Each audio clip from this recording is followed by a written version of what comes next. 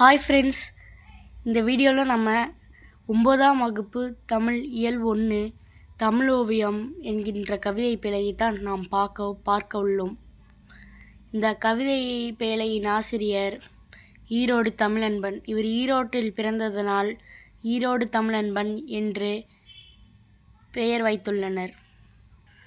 First நம்ம நுழையும் முன் பார்த்துடலாம்.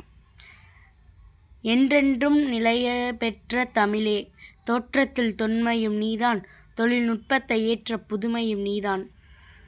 அதாவது எப்போவுமே நிலையாயிருக்கும் தமிழே, என்னைக்குமே அழியாமல் நிலை பெற்று விளங்கும் தமிழ் மொழியே.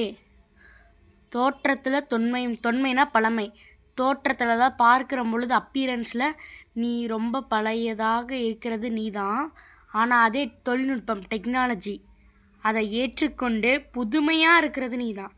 பழமை தோற்ற அப்பீரன்ஸில் நீ பழமையாக இருக்கிறது நீதான்.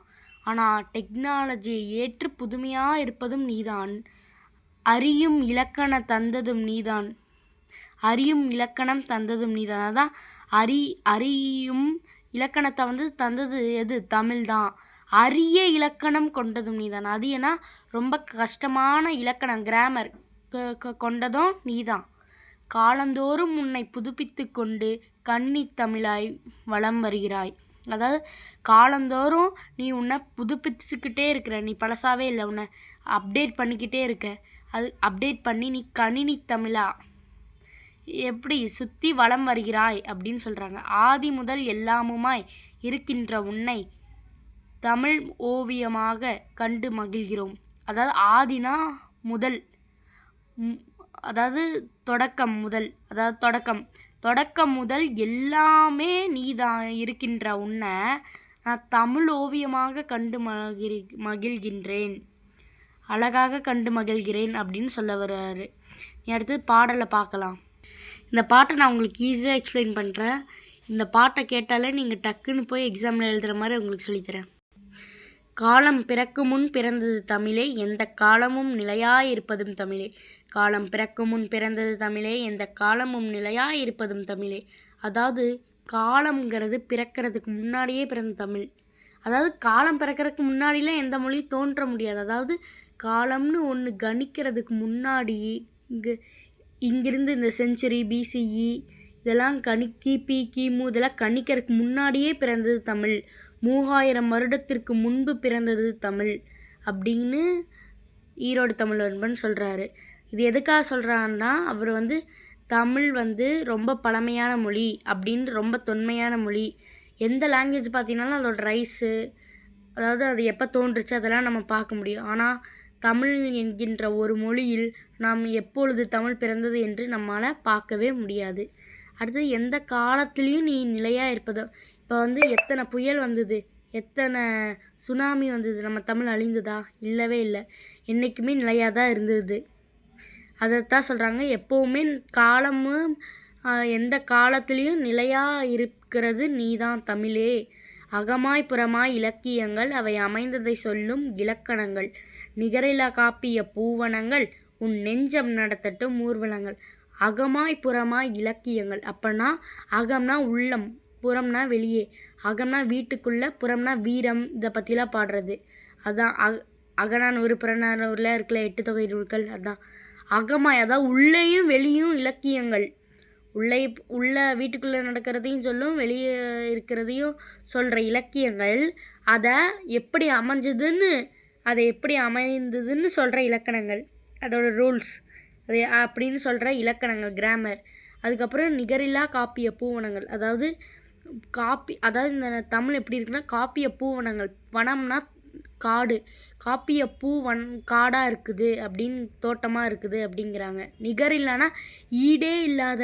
இப்போ சிலப்பதிகாரம், மணிமேகலை, வளையாபதி, குண்டலகேசி, இந்த 50 காப்பியங்கள்லாம் இருக்குல்ல, இது எப்படி நிகரில்லாத, எதாலையும் ஈடு இல்லாத ஒரு காப்பிய பூவனமாக இருக்குது அப்படிங்கிறாங்க. உன் நெஞ்சம் நடத்தட்டும் ஊர்வலங்கள், இதெல்லாம் இருக்குதுல்ல, இதை நீ ஊர்வலமாக கொண்டு போ அப்படிங்கிறாங்க. இதை நீ ஊர்வலமாக கொண்டு போ. உன் நெஞ்சம் அதான் நெஞ்சு ஊர்வலமாக நடத்தட்டும் அப்படிங்கிறாங்க. திருப்பி காலம் பிறக்கு முன்னு போட்டிருக்காரு பாருங்க. காலம் பிறக்கு முன்னா அதை டாட் டாட் போட்டிருக்காங்க. அந்த டாட் டாட் டாட்னா அந்த லைன் திருப்பி ரிப்பீட் ஆகுது. காலம் பிறக்கு முன் பிறந்தது தமிழே, எந்த காலம் நிலையாக இருப்பது தமிழே அப்படின்னு சொல்கிறாரு. நீ அடுத்தது, ஏனி விருட்டென கேட்டு வரும், நீதி ஏந்திய தீபமாய் பாட்டு வரும், மானிட மேன்மையை சாதித்திட குரல் மட்டுமே போதுமே ஓதி நட. அதாவது ஏடி விருட்டென கேட்டு வரும், நீதி ஏந்திய தீபமாய் பாட்டு வரும்.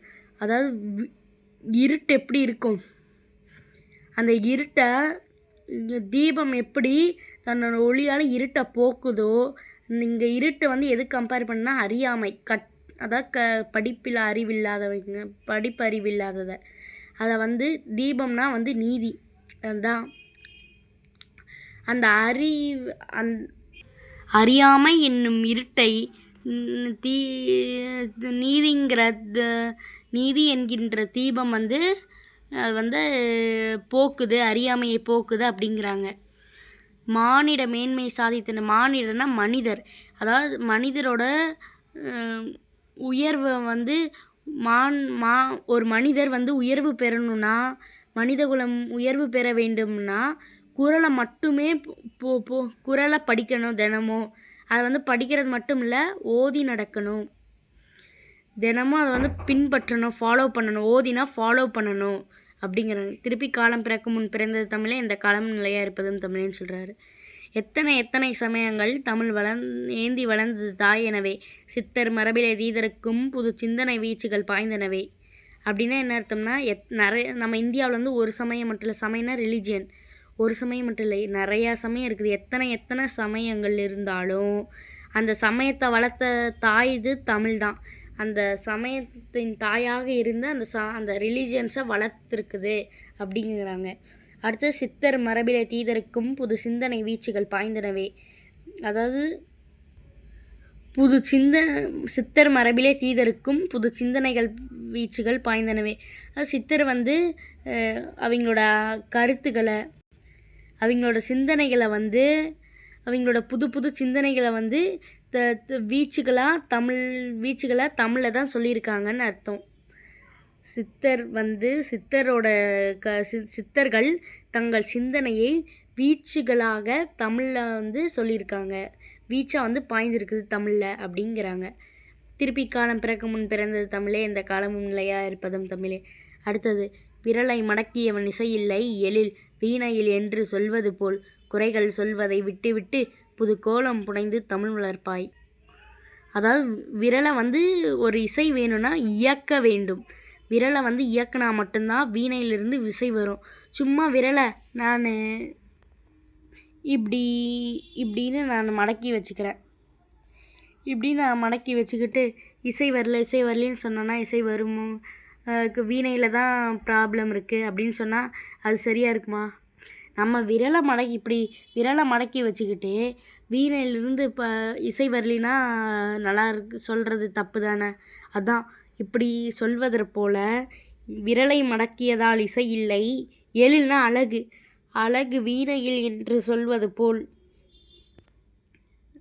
குறைகள் சொல்வதை விட்டுவிட்டதா, தமிழை பற்றி குறை சொல்கிறத விட்டுவிட்டு புது கோலம் புனைந்து தமிழ் வளர்ப்பாய். தமிழை வளரு, குறை சொல்கிறத விட்டுட்டு இது ஒன்றா நாள் யூஸ்ஃபுல்லாக பண்ணு அப்படிங்கிறாரு.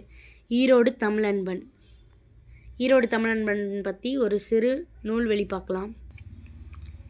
ஈரோடு தமிழன்பன் எழுதிய தமிழோவியம் என்னும் நூலில் இடம்பெற்றுள்ள கவிதை இது.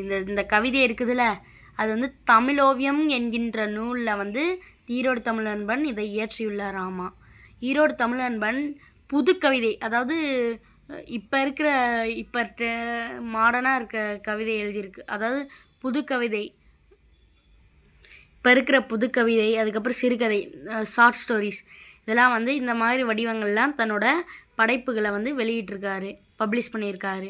ஹைக்கூ, சென்ட்ரியூல், லிமரைக்கு, இதெல்லாம் என்னடா மேம் ஹைக்கூ, சென்ட்ரியூல், லிமரைக்கு இப்படிலாம் சொல்கிறாங்களே அது என்ன அப்படின்னு கேட்டேன்னா, ஹைக்கூ, சென்ட்ரியூல், லிமரைக்கெல்லாம் ஒரு புது வடிவம், கவிதை வடிவம் தான் அது.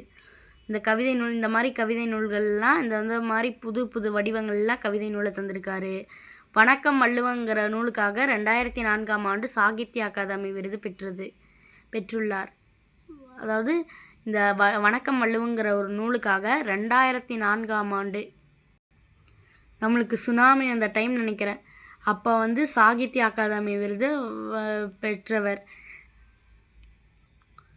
தமிழன்பன் கவிதைகள் தமிழ்நாடு அரசின் பரிசு பெற்ற நூல். இந்த தமிழன்பன் கவிதைகள்ங்கிற நூலுக்காக இப்போ அந்த கவிதைக்காக தமிழ்நாட்டோட பரிசவே பெற்றிருக்கிறாராம். இவரோட கவிதைகள் தமிழில் மட்டும் இல்லாமல், அதாவது தமிழில் மட்டும் இவர் தமிழ் எழுதியிருக்காருல, அதை 4 மொழியிலும் மொழிபெயர்க்கப்பட்டுள்ளது. ஹிந்தி, இங்கிலீஷ், இங்கே இந்தியாவில் இருக்கிற ஆட்சி மொழி 2த்துலேயும் இடம்பெற்றிருக்குது. உருது, மலையாளம், அப்புறம் இந்த மொழிகள்லாம் அதாவது டிரான்ஸ்லேட் பண்ணப்பட்டிருக்குது. அடுத்தது தெரிந்து தெளிவும். இனிமையும் நீர்மையும் தமிழனலாகும் பிங்கள நிகண்டு. அதாவது இனிமையும் நீர்மையும்னா தூய்மையும்.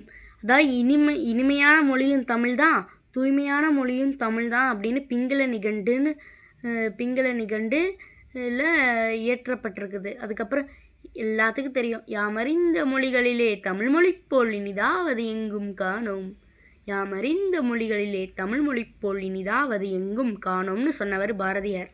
அதாவது நான் கற்ற மொழிகள் யாம்னா நான் அறிந்த மொழிகளில் தமிழ் மொழி போல இனிதான மொழியை எங்கேயும் நான் பார்க்கல அப்படிங்கிறாரு. அவருக்கு நிறையா மொழிகள் தெரியும், ஆனாலும் தமிழ் மொழி போல் இனிதாகிற மொழி எங்கேயும் பார்க்கல அப்படின்னு சொல்கிறாரு. அடுத்தது தெரியுமா உலகத்தாய்மொழி நாள் பிப்ரவரி 21. உலகத்தாய்மொழி நாள் பிப்ரவரி 21. தமிழை ஆட்சி மொழியாக கொண்ட நாடுகள் இலங்கை, சிங்கப்பூர். தமிழை ஆட்சி மொழியாக கொண்ட நாடுகள் என்னென்னா இலங்கை, சிங்கப்பூர். இது ஆட்சி மொழி, நம்ம நாட்டோட ஆட்சி மொழி இங்கிலீஷ், ஹிந்தி. அந்த மாதிரி இலங்கை, சிங்கப்பூரோட ஆட்சி மொழியாகவே தமிழை தான் கொண்டிருக்காங்களாம். இதுடன் இந்த பதிவு நிறைவடைகிறது.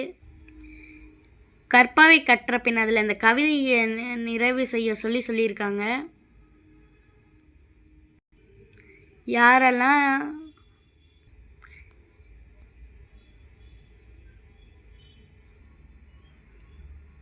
இந்த வீடியோ பிடிச்சிருக்கோ லைக் பண்ணுங்கள். இந்த பதிவு இனிதே முடிவடைகிறது. நன்றி, வணக்கம்.